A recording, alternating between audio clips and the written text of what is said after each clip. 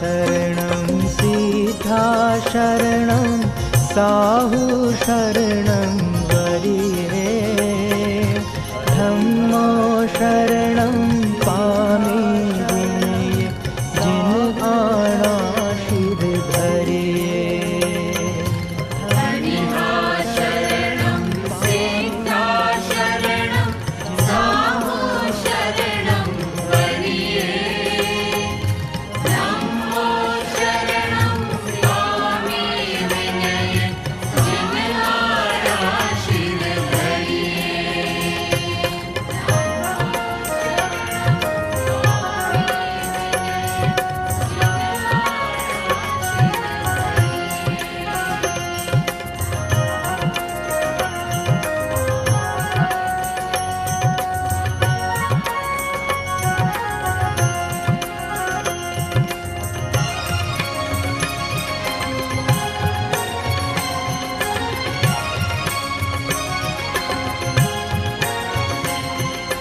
अरिहा शरणं मुझने हो जो आत्म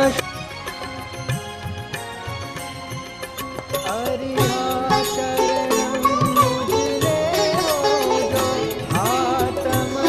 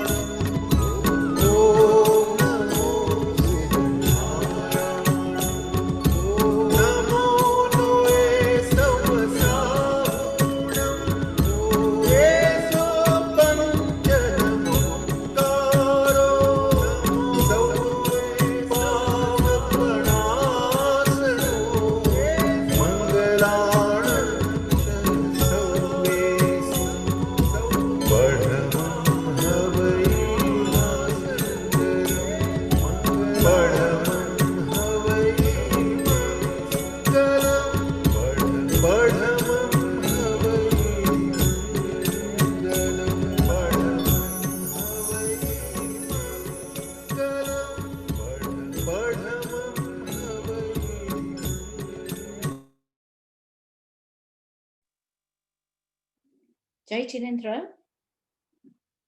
Chinendra, good afternoon and welcome to today's webinar hosted by Oshva UK. My name is Mayuri Chandaria from the South area. We are looking forward to having a conversation with an award-winning businesswoman, Deepa Shah. Before we introduce Deepa, I would like to introduce you to our hosts for this afternoon. Two other successful women in business who will lead the conversation with Deepa. We'll be hoping to have some time for audience questions at the end. So if anyone watching would like to ask any questions, please type them in the chat box on the Zoom or comment section of the YouTube during the conversations, and this will be picked up. Our first host is Neha Shah. Neha is a chartered accountant who has been at KPMG for the past 10 years. Neha is a senior manager responsible for leading a department of 55 people alongside managing an audit portfolio generating annual revenue of 1 million. She has responsibility for recruitment, learning and development, performance management, resourcing and reward within her department. Neha is a strong advocate of celebrating strength and successes and is passionate about nurturing employee talent. She has played a key role in driving audit quality, increasing the use of data and analytics, and has been involved in business development, securing new business with recurring revenue. Our second host is Kelly Chandaria. Kelly is a senior strategist in marketing and advertising. After studying Spanish and business management at University of Manchester, she started her career in market research, working on a variety of fashion and high street retail clients. and has since been helping to develop advertising campaigns for numerous households, name brands, as well as providing consultancy and training to several clients. In her spare time, Kelly has volunteered her time and marketing skills to non-profit and charity organizations, an area she is passionate about supporting.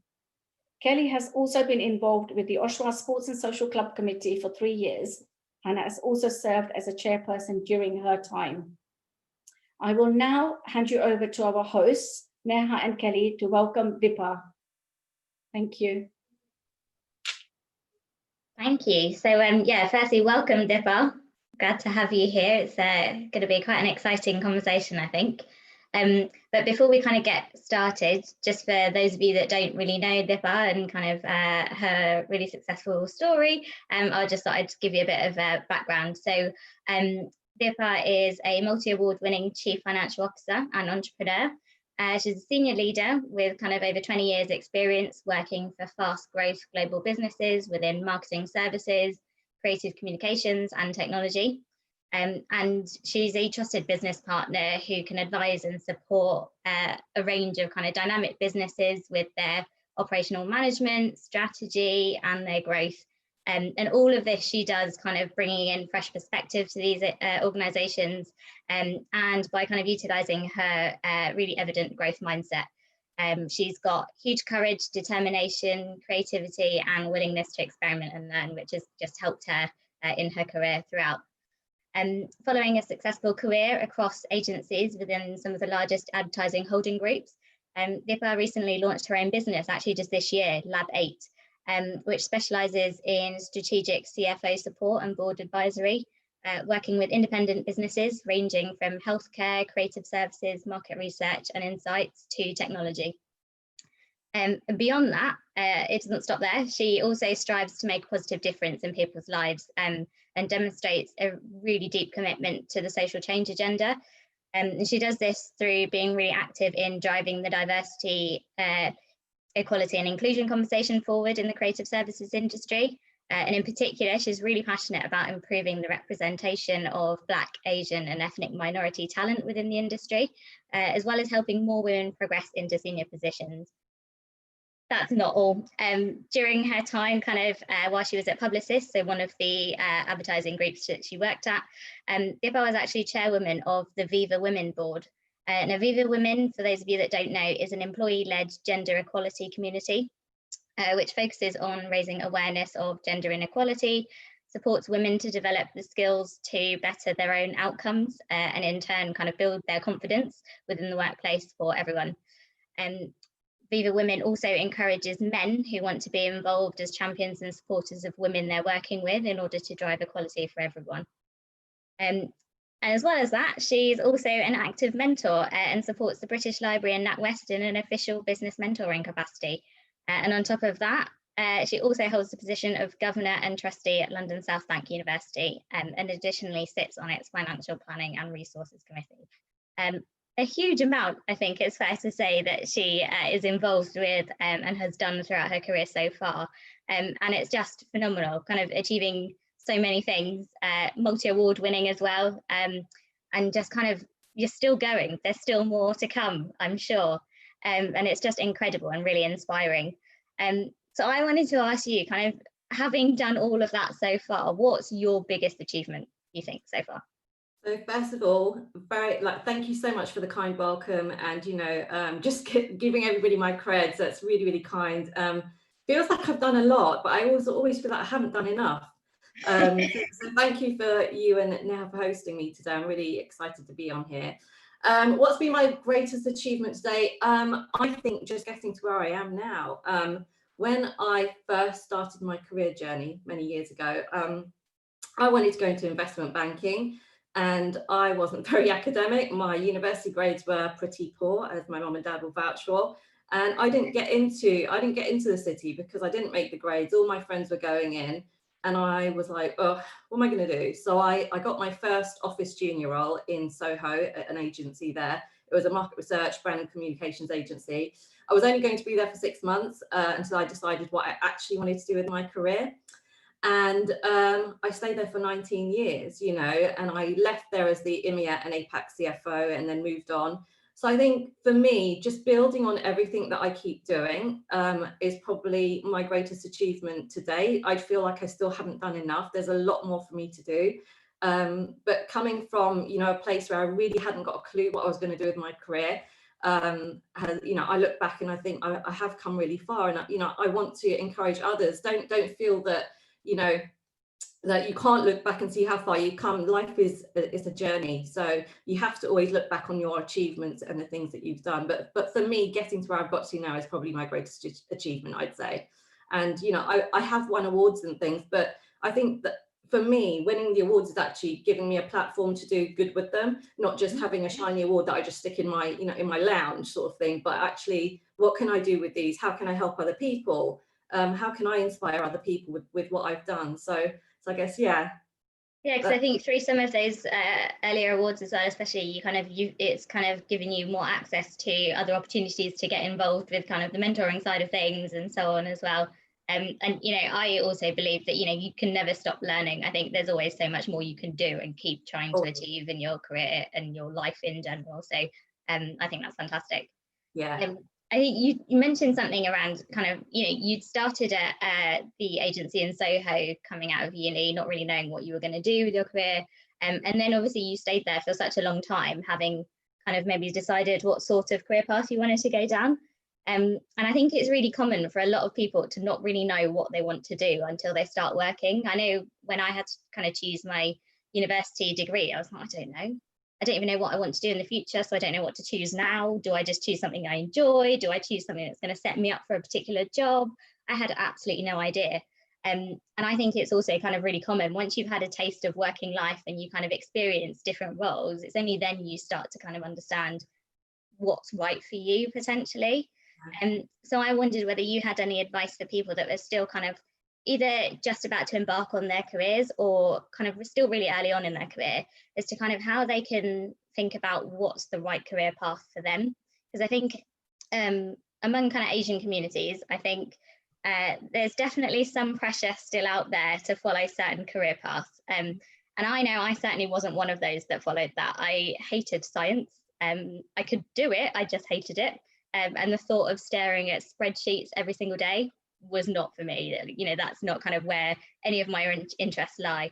So for me, it was all around following the creative industries and doing what was probably quite different to a lot of other people. And, you know, I did languages at university. So how would you advise people kind of find out what it is that they should be following? I think don't be afraid to experiment. Go out there, try out different roles, try out different jobs, and then eventually you'll work out where your strengths are and what you're really passionate about and what you really enjoy doing.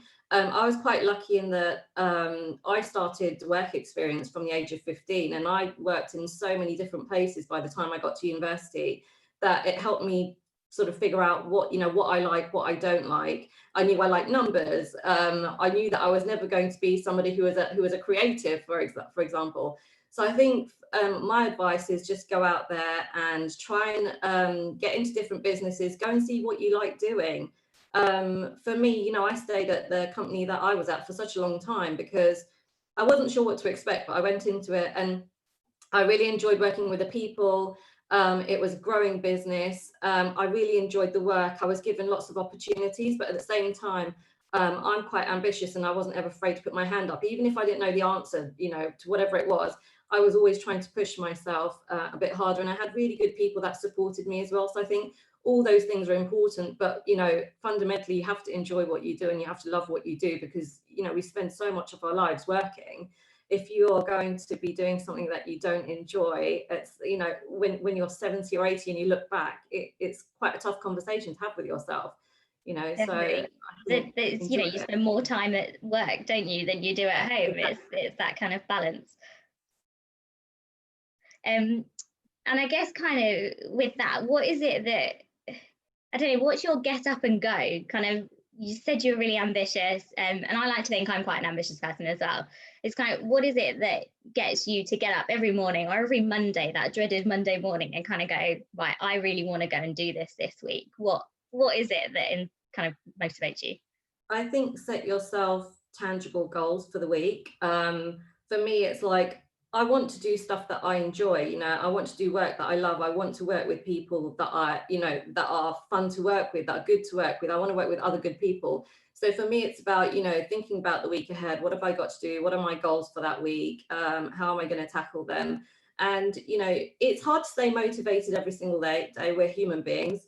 And, you know, you're always going to get the days that you think, oh, I can't really be bothered today. But I think you're allowed 5 minutes of that, but then get yourself up. And if it's consistent and you're totally demotivated all the time, that's when you've got to, you know, stop and take a check of yourself and go, actually, why am I feeling like this? Is it because I'm not enjoying the work that I'm doing? Is it because I'm not enjoying the environment or the people that I'm working with? So that's when you really should be questioning yourself, and if you're doing the right thing, you know, what's your purpose? Are you following the path that you want to follow? Are you enjoying it? So, you know, that's what I would suggest. Yeah, definitely. I think there's a huge thing there around kind of, we already said, you know, looking for a role or a job that actually you really enjoy, but also, you know, the environment that you're in has got to suit you as well. And for some people, it is that corporate big office vibe. For some others, it's really small agency, you know, maybe you have 5 people and a dog in the office, that kind of thing. It's very different for different people, but I think it's, yeah, finding what you're comfortable with, what it is that helps you in order to grow. I know for me, one of the big things that I look for in any kind of role that I go for, any company, is the people and the kind of environment and the culture. There's a certain kind of culture and vibe that I like to have that will help kind of drive me even more than I am, because I like to think I'm quite ambitious and I keep wanting to do different things and try new challenges, all that kind of thing as well. Yeah, I think it's important to surround yourself with people that you can learn from. You know, that's really important. It's all part of your own growth. So if you're in a place or you know, in a business that's not helping you grow and you're not learning, that's another point where you've kind of got to go, well, am I doing the right thing? Am I in the right place? You know, how do I challenge myself? Yeah. So, kind of in that vein, do you think it's really important to have a set of role models? I know I get asked this question all the time, you know, who are your role models? And I still probably don't even know who that is, and I should really maybe think about it. But do you think it is important? And if so, you know, who are your role models and how did you kind of go about deciding who they were? I think role models are important, but I know people that don't have any either, you know, but for me, I do have them. Role models for me are people that inspire you, that teach you. You know, some of them for me are people that help me grow and challenge me, but also people I can just learn from, like learn what good looks like. So for me, my role models were my family. My mom will probably disagree because she'll say I never listen to a thing that she says. But, you know, my grandmother was quite feisty, quite fearless. So I learned a lot from her. She was quite a strong woman. And then other people are, you know, people that I've worked with. One of my first bosses is still one of my mentors. He's someone that I learned what good looks like in the work environment, what good work looks like. So I think role models are people that you'll come across in life where you won't even realize they're your role models, but actually they are probably your role models because they're people that you're learning from or people that you're aspiring to be like or inspired by. So for me, you know, I've had role models throughout my whole life, and I think that's helped shape me and the way that I do things and live my life as well. Yeah, definitely. I think that there's an important thing in that as well. And kind of, I think when people think about role models, sometimes they just kind of, they think it's got to be people at the top of their game. It's got to be really well-known people. And actually it can be people around you because it's certain qualities that they've got, or it's certain things that they've strived for. That's what kind of you want to be like and follow. Yeah, exactly. And it can be anyone. It can be your family. It could be friends. It could be, I don't know, a celebrity on TV. I mean, whoever it is, whoever inspires you, and whoever that you're learning from is to me a role model, you know, and somebody who's doing good stuff. That ultimately to me they're role models. Yeah, I completely understand. I think at work I've got role models in different areas. So there's one female partner in the firm who's done really well, and that's someone that I aspire to be like. But then there's another partner who's really good at having difficult conversations with clients, and you want to learn from him and pick up his style. So you recently started your own business, Deepa, and that too during the height of a pandemic. You know, branching out on your own takes courage, and it can't be easy at the best of times. And to do it now with this level of uncertainty must have been tough. So what made you decide to go ahead with it when you did? and what impact has COVID had on the launch? So I quit my last job in January, literally after Christmas, not knowing that we're about to hit a global pandemic 3 months later. So I quit my job. I finished that role at the beginning of April. And, you know, some people are like, well, what are you going to do now? And I said, but I don't have a choice. I'm going to just get on with what I've been planning to do for a while. The reason that I decided to leave my last job is because I felt I'd been working in the holding groups for far too long. I felt I wasn't really learning anything new. I wasn't really feeling challenged. And I wanted to get out there and understand what independent businesses were doing in my sort of sector, in my industry. So that's why I ended up, you know, setting up Lab 8. And in April, we were in the middle of lockdown and I just had to get on with it.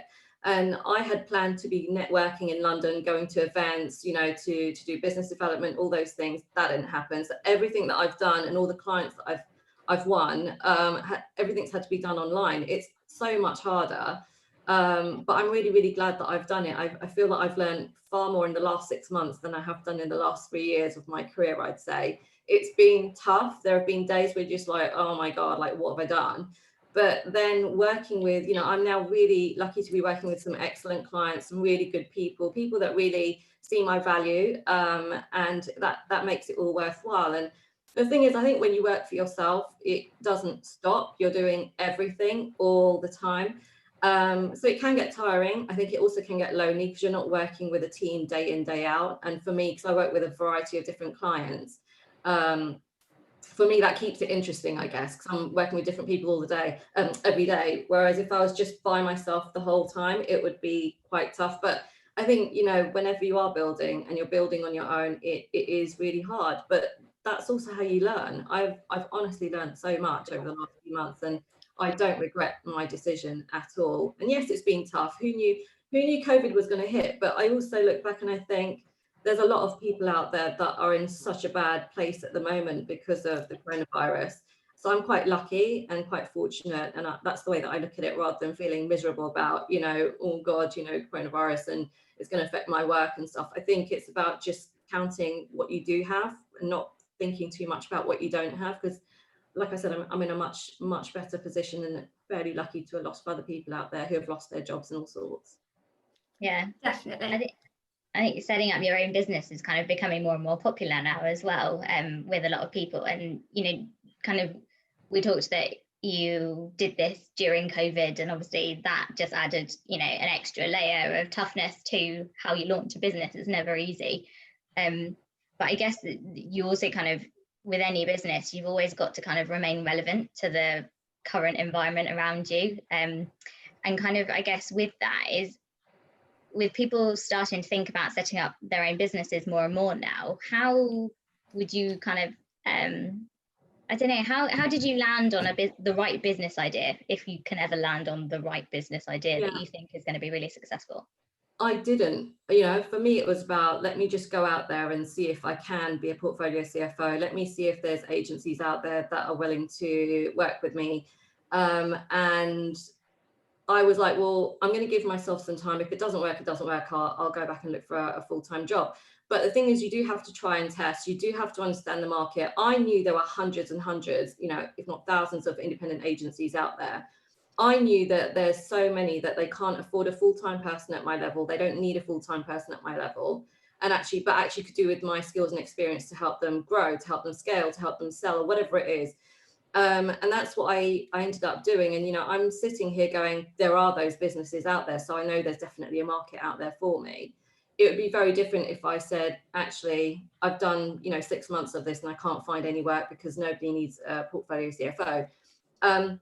So I'd say you need to understand your industry. You need to understand your sector. I know my industry really, really well. I've been in it for 20 years.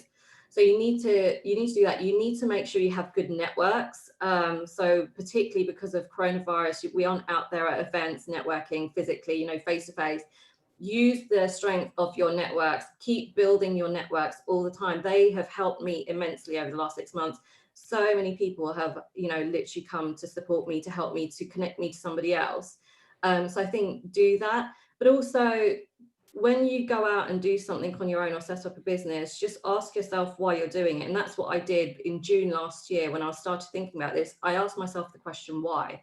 Why am I doing it? what do I want to achieve, and what is my offer going to be? And, you know, ask yourself those three things. And then try and identify, well, who am I selling to, or who's going to bring me into their business? So just start asking yourself questions, but it has to come back to why you're doing it in the first place. And it's not just because there's a downturn in the economy. You know, you have to be successful in it. You have to really, really, truly believe in it and yourself and why you're doing it. Don't just do it for the sake of doing it. Yeah.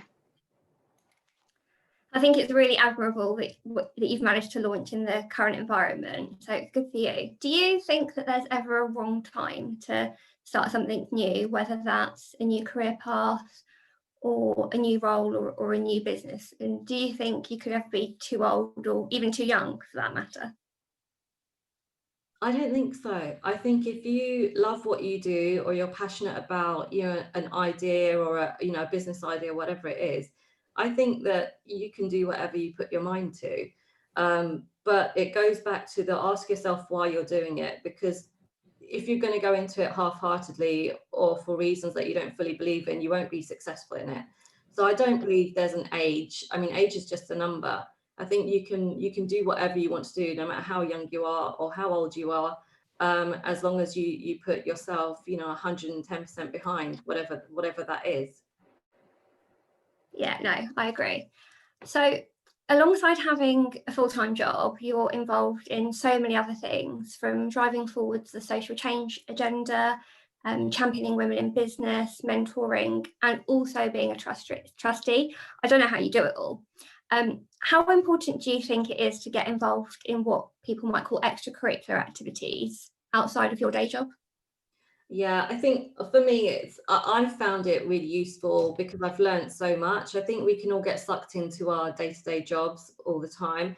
And I think it's important, if you want to experience and you want to, add more value to your own businesses, I think it's important to do the things outside. And for me, mentoring is really important. I've had some great mentors in my life, and I think it's really important to rise up and reach back. So rise up as in, I'm taking, experience, leadership, or whatever it is, growth experience from my mentors, but I think it's equally important for me to then give back to people that are coming up through their careers. So for me, it is important. And you learn a lot as well. You learn so much yourself being a mentor and a mentee. So doing the extra things that I do, yes, you have to make sure that you've got time to do it. I say don't ever commit to doing something that you don't have time to deliver on. But I think it's really important just to add, more experience to your life. And you never know what you're going to learn from it. For me, coming from a place where I didn't get fantastic grades at university, but now, being a governor for a great university in London, and what I'm learning from that is amazing. It's brilliant. I'm learning so much. I don't come from a higher education background. So it's all about, what do you want to learn? How are you going to challenge yourself? How are you going to grow? And where is that growth going to come from? And identifying that. And with everything that you've got going on, how do you achieve work-life balance? So sometimes for me, it feels impossible because technology today means that you're accessible around the clock. So what is it that you do to make sure that you've got some balance in your life? I don't think of my life as having work life. I think of my life as, this is my life. This is my, I look at it holistically. So for me, it's about, well, I know these are the things that I've got to do with my family or friends or at home or whatever it is. And here's what I need to do with work. And I think it's about setting boundaries and having, a better schedule around the way that you work, and making sure that the people that you're working with, or whoever it is at family, home, they understand that as well, and respect that. I think in this day and age, it isn't about a 9-to-5 job and then you're coming home or you're going out with your friends, whatever. It's everything's wrapped into one, particularly now with technology, as you said. So it's about, how do you create a meaningful life for yourself where work doesn't feel like work, it's something that's part of your life, and then spending time with, whatever you want to do outside of that. How do you create something that's going to work for you within that, so it doesn't feel like, oh, I need a work-life balance? Does that make sense? Yeah, so I think you're saying it's sort of about being flexible and making it work for yourself. Yeah, exactly. And it really, for me, is about having that whole holistic view on what you want to achieve out of life, how you want that life to look. You know, Yeah. it could be that I might be out all day Friday, going to have lunch with my friend in London or whatever it is, but then I might be working on Saturday morning, you know. So I think how you create that balance for yourself, being respectful of others and, you know, deadlines or whatever it is fine, but communication is really important in it, so people know what you're doing. But also, I think, look after yourself. You know, if you're overworked, you're going to be tired, you're going to be less productive. People are going to notice, and it's going to affect your health. And I think health's really, really important. So just thinking about yourself and how you want to ultimately live your life and lead your life is important, particularly if you want to become a leader as well, because other people are going to look up to you. If you're totally stressed out, working God knows how many hours a day, they're going to think that's actually how they've got to behave. And I think it's perpetual then. So I think how you live your life, how you lead your life is important, whether that's, you know, how have you balanced that out with whatever you've got to do with work and whatever you've got to do in your other time. There's some great points there. Yeah, there's so much there that I think rings so true. You know, one of the things that I've always kind of abided by and been kind of really conscious of as a manager is trying to emulate the same kind of freedom and choices and things like that you want people that you're managing to also be able to do. And, you know, things like manage your time in the way that you're still going to get the work done, but you can also still do what you want to do. And do it within the timings that kind of work for you. Obviously, there's got to be certain core hours for certain jobs, etc.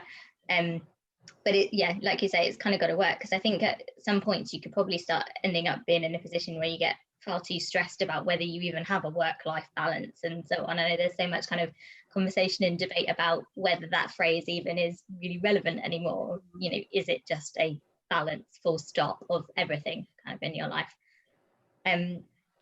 So yeah, I think that's just kind of really interesting way to kind of think about how to juggle all these extra kind of things that you want to do, or not even extra, just things that you're doing, because it's all part of shaping you as a person and your career. Exactly.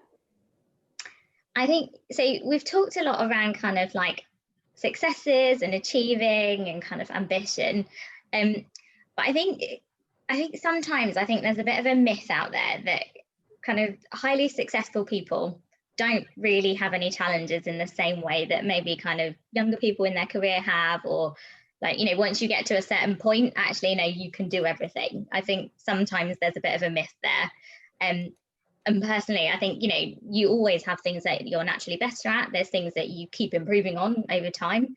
But there will always be something that you're not so great at, or, you know, something new that you need to learn and figure out. Like you said, you know, there were a lot of things early on in your career that you were just kind of like, I would just put my hand up even if I don't know how to do it, and just do it. What would you say to that you kind of, at this point in your career, are things that you still struggle with, or, you know, things that you still find difficult? I think I don't know if I struggle. I think there's challenges that come up every day, you know, and it comes back to learning. So I might have a challenge that comes up with a client that I've never had to experience before. And I think that's when you need to reach out, talk to experts, get help, talk to your mentors.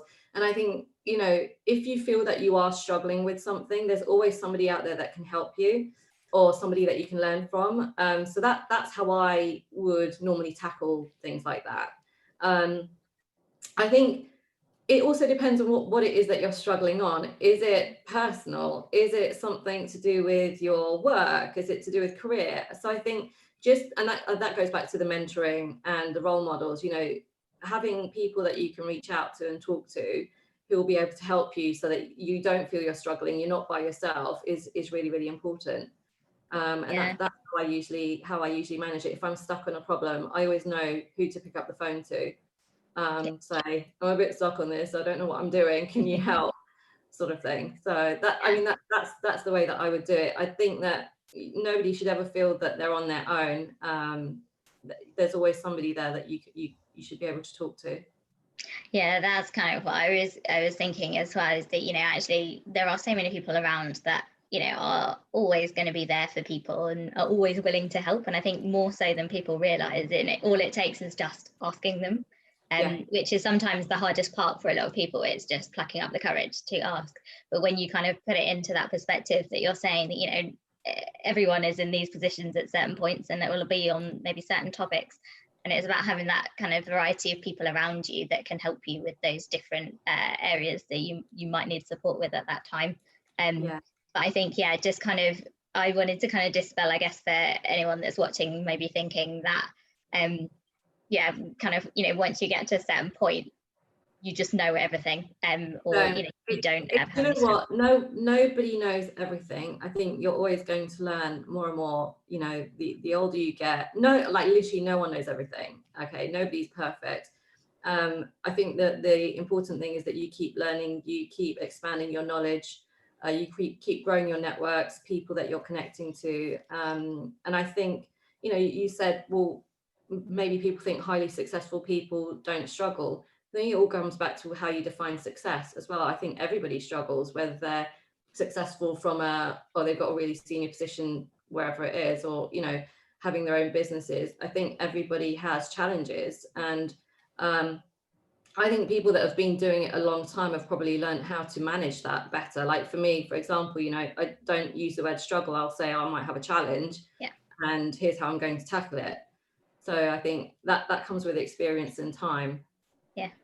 So that's why you have people around you that can help guide you, right? So yeah, exactly. So, okay, so given that you do a lot of mentoring and stuff yourself, if you were looking back now at your career, what kind of advice would you give your younger self? So maybe kind of in year 1, year 2 of your career, what kind of advice would you give yourself? I think this is a really interesting question. Apart from drink more water, I wouldn't give myself any advice, because I feel that if I did, I wouldn't be where I am today doing what I'm doing. I'm glad that I've gone through all the experiences that I have, because if I hadn't, I wouldn't be where I am now. Does that make sense? I think definitely. It's easy enough to say, oh, what would you tell your younger self? But then I'm like, but if I told my younger self what I know now, I wouldn't be where I am now with all the experience that I've got. So yeah, I wouldn't, apart from drink more water. Which I still don't do enough of. There's days that go by and my bottle still hasn't gone down. I think it's too many tea chats in the kitchens at work and things like that. Yeah, but I think it's important for everybody to experience, you know, their career journey live, because I think that's, you know, that's part of your journey. That makes you who you are. It's part of your story, and it's great to have mentors or people that you can learn from, but ultimately you look back and you can always see how far you've come from where you were, you know, however many years ago. But yeah, there isn't anything that I would tell myself now, because if I had, I'd sort of know so much, and I wouldn't have done the things that I did, you know, some good things and some bad things. But everything ultimately that helps you grow and learn. Yeah, absolutely. So Deepa, you've been sort of really successful throughout your career, that as an Asian woman. You know, while things are improving, I think women have always been underrepresented rather, in leadership roles. And a recent government-backed study shows that there's been little progress in this area over the last few years. So what do you think is the biggest barrier to female leadership today? I think opportunities. I think there's still a lack of opportunities for women in leadership roles. And that's that involves making life easier for them. You know, a lot of them are still women who have kids that are then ending up staying at home and putting their careers on hold. I think there's so much that we can do. Lack of role models, you know, in female leadership roles is a huge problem as well. So if people can't see, you know, others up there, they're going to always question, well, why would I do it?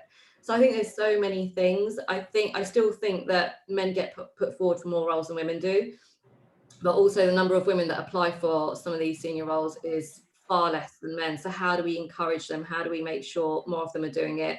I think that comes back, you know, with career development, making sure that companies have got proper career development plans in place to help nurture, develop women through and help them progress through the career, but also support them. So yeah, if they do want to go and have a family, what is going to be the plan for when they come back to help them get to the next level? Or, you know, what kind of support our business is giving? I think we are learning so much. I think I think we're in a much better place than we were a few years ago, but I still feel there's a lot more that companies, even the government, you know, the country as a whole can do to do that, not just in the UK, but globally.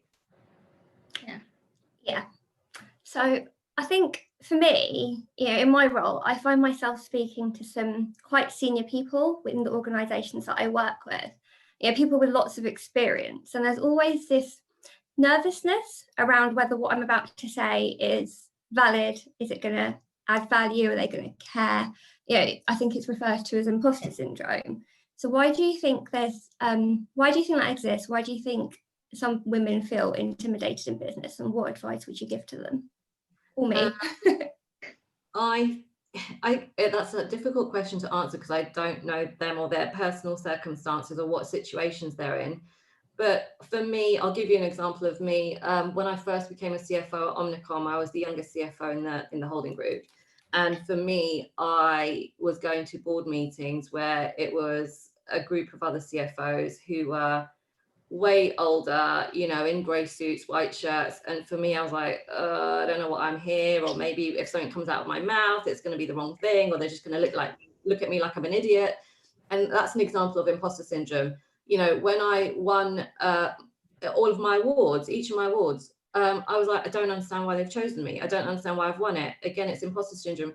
And I think it happens, and unfortunately it happens to too many women because we feel we're not deserving in the same way that men are. And I think it's something that I've suffered myself, you know, and it is hard, you know, when you explain it to people, but it's something that I hope that we get better and better at not having to feel like, because, and that will come as the tables start turning and the balance is more equal, I guess. But it does happen. It's happened to me. I can't explain why it happens, but it's a feeling that we get, you know, that maybe we're not good enough to be there. Yeah, no, I think that really resonates with me. But I think, as you say, it's really important that we move away from that, because I think women are just as deserving as men. Yeah, exactly. Absolutely. I concur. I think I'm just conscious of time, and I think we've already had such an amazing conversation, but also that I think me and Nat have asked you so many questions. I think it's only fair that we get the questions from our audience now. So let's just have a look what they've sent in. So somebody has asked, hi Deepa, did you qualify as an accountant with the company you were with for 19 years? No, I'm part qualified as an accountant with the company that I was with. I decided not to continue because I didn't want to be a practice accountant. I wanted to become more of a strategic commercial CFO. And so I stopped. I stopped a couple of years in, but they did support me through all the other education that I did. I ended up going to Omnicom University as well, which is supported by Harvard professors. So I did a course there with them. So yeah, I think it's important to find businesses that will support anything that you want to, you know, training that you want to do, anything that you learn in. For me, I was just not really interested in going down the path that, you know, my dad and lots of others in my family have done. It wasn't for me. I didn't enjoy it. And it also goes back to, what do you really, really enjoy doing? And I think for my industry in particular, it hasn't mattered that I'm part qual, you know, I'm qualified by experience. I know what I'm doing, I hope, touch wood, most of the time. But, you know, for me, I knew it didn't matter. If I was going into another sector, and then yes, obviously, you know, your qualifications and all of that really matter. Like, you know, when Neha is at KPMG, that's really, really important with the kind of work that she does. But for me, because of what I do, it was more important that I then build teams that have the skills that I don't have, you know. So that's how I've done it. Cool. We've got another one that's kind of talking more around mentoring. So when do you think one should start to get a mentor or life coach? Is there a specific time or situation that normally triggers it? I don't think so. I've had mentors since I started my career, and I didn't even realize they were mentors. And I think you just kind of fall into it. But I think being around people that you can learn from, having mentors is important just as much as it is to be a mentor yourself. Life coaching, I think, is slightly different to mentoring. That's quite specific. And that's ultimately dependent on who the person is and what they feel that they need. But mentoring, I think, you know, I mentor girls that are sort of going into sixth form or pre-sixth form. So I don't think there's a particular age for mentoring, I guess. I guess you kind of have that feeling of when you think you need a bit of guidance and support, you just reach out, don't you? Don't ever leave it too late either, because like we were saying earlier, there's no point struggling on your own or thinking that actually you don't know where to turn to. Someone will always be able to help you. Yeah. Cool. And then there's a couple of people that were really interested around kind of you setting up your own business. So somebody said, "Hi Deepa, amazing achievement. Is this your first business, and how did you come up with the idea for your business? Hats off to follow your passion for the business, but how did you kind of spot the gap in the market, if you like, and to be able to offer the proposition that you do?" I think this kind of, we were talking a little bit about this earlier in terms of landing on the right business idea. Yeah, I think we touched on it earlier, but I think it's really important to understand what your niche is and which industry you're targeting. So like for me, I know my industry really well. I've been in it for all my career. And I knew there were lots and lots and lots of independents setting up that would need somebody with my skills, particularly from, you know, holding group and agency background to help them. So I think understand your market, know your market, do your research. For me, it was a year before I launched. You know, I started thinking about what I was doing a year before I did it. And I just built, you know, I had this idea, and then I started talking to people, you know, and understanding the market better, understanding the independent agency world better. And that's how you've got to do it. Do your research first, make sure that it is right, and just think about what your proposition is going to be. Yeah, I think it's so much of that kind of, in my role, kind of doing strategy and things like that in marketing, we kind of follow a very similar approach, and understanding kind of, you know, you've got to have a couple of points of parity, we call it. So, you know, things that are going to keep you competitive in the market and also in the same consideration set. So for whatever your business idea is, you want to also be known alongside the established businesses.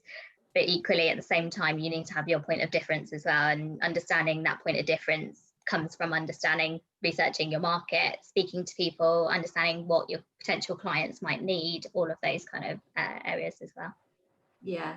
And then don't be afraid to adapt along the way. You know, I started off calling myself a growth advisor in the beginning, and I very quickly realized as I was talking to more and more people, they were like, don't really know what growth advisor means. It can mean 101 things. And so then I started becoming more specific about what I was doing, and that really helped so much. So don't be afraid to adapt your business model as you're going along, because you are always learning. And that's really important. And you know, you want people to work with you, so listen to them, listen to what they're telling you as well. Yeah, definitely. I think, yeah, I'm a firm believer in kind of shaping the idea as you go along a little bit, and getting that really valuable input from other people on top of kind of an initial spark of an idea. Yeah. So someone's asked kind of, if you were to give maybe 5 practical tips for someone starting up their own business, what would they be? Gosh, 5. Have a good support network around you, and that, you know, that's family, friends, other people that you know through your career, you know, your professional network. What else? Don't be afraid to flex and adapt. That's really important, and something that I've learned along the way. What you think you're going to do in the beginning is probably not what you're going to be doing in a few months down the line. How many is that? 2. What else? Don't worry if it's not 5. I'm sure that's putting you on the spot. Make sure that you can financially afford to do it, because, you know, things like COVID have come as a surprise to everybody. So make sure you do your financial projections, make sure you can afford to do it. What you might realize is that you might not get work as fast as you'd hoped you would. So be practical, be realistic. That's 3. My God, what's the 4th? This is hard. Oh, okay. Try and do phone calls as well as Zoom calls. So I've now started doing more phone calls rather than Zoom calls, because Zoom calls can be quite tiring when you're doing them back to back. And I think 5, don't be too hard on yourself. You know, things are always going to change. It is really hard. It's, you know, if it was easy, I think everybody would be doing it. So don't be too hard on yourself, and really, really enjoy the process, enjoy what you're doing. I mean, I love what I'm doing. I don't regret doing it. So enjoy it. Yeah, I think there's some really great tips there, and managed to come up with 5 on the spot. Kudos to that. Yeah, we put you on the spot a little bit. People seem to be really interested around mentoring. So one of the questions that's come through, which I'm hoping you'll be able to answer, what's the difference between mentoring and a life coach? This person's recently started an online business and is wondering what you would recommend.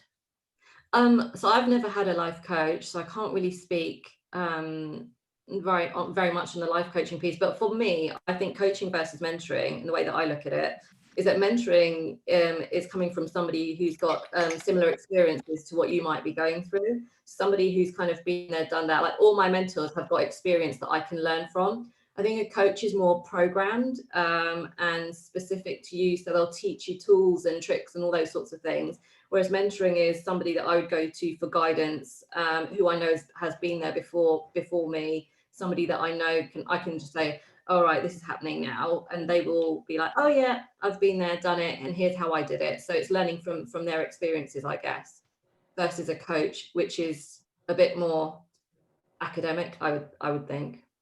So I guess you're saying it really depends on what it is that you want out of it, and what it is that you're looking for. Exactly. That makes sense. One of the questions that's come through, what is your view on setting something up on the side while working full time? And the person who sent the question through has said, I was told that there's a higher chance of failure. Oh, I don't know about failing. I don't agree with failing. I don't like the word fail. I think it's important that you always learn. So it's not failing.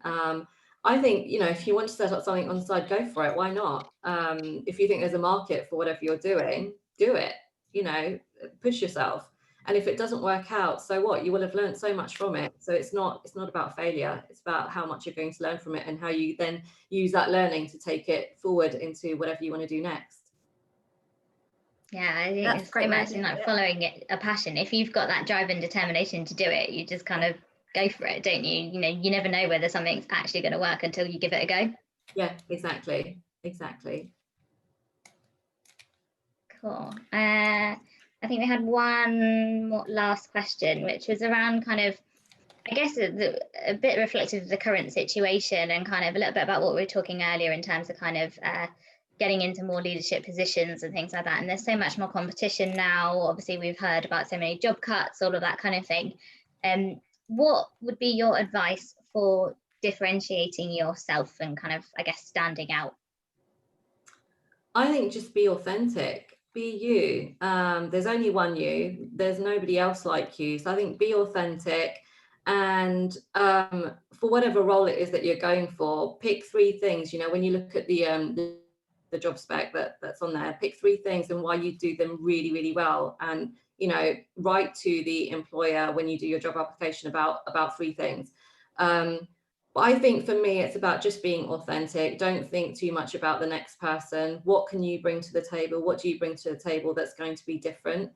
And use your experiences to talk about them to any potential employer. That's what I would do. That's what I've done previously, and it's helped me massively.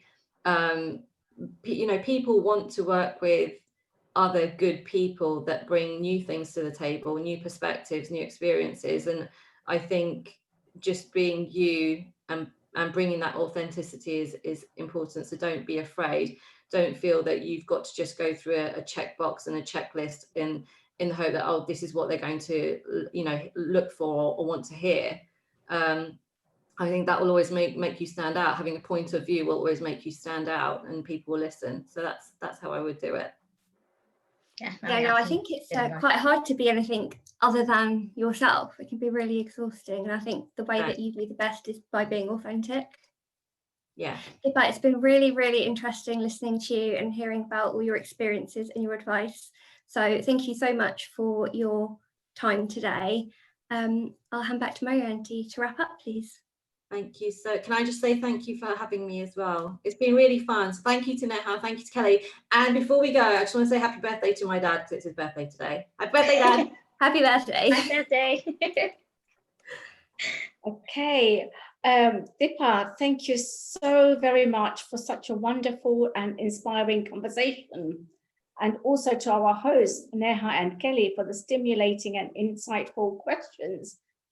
We feel that we've just learned so much, and even I'm so inspired. So I'm glad one of you, I think Neha got it in there, like, you know, how can older women be inspired? And I certainly am inspired. And I can't wait, you know, to start things. Most importantly, I think I would like to thank you to all the audience for taking the time to listen to us. We hope you've enjoyed the conversation and have been inspired. And, you know, just take the plunge, take a chance. If you fall, get up and start again. You know, it's like learning to ride a bike. I'm going back on a 3-wheeler now. I've given up on the 2-wheeler. Finally, we are really keen to run more of these types of webinars. So if you have any requests for any future topics, please do get in touch with us. And I think, you know, you can find details of any of us on the websites, Oshwa WhatsApp groups, etc.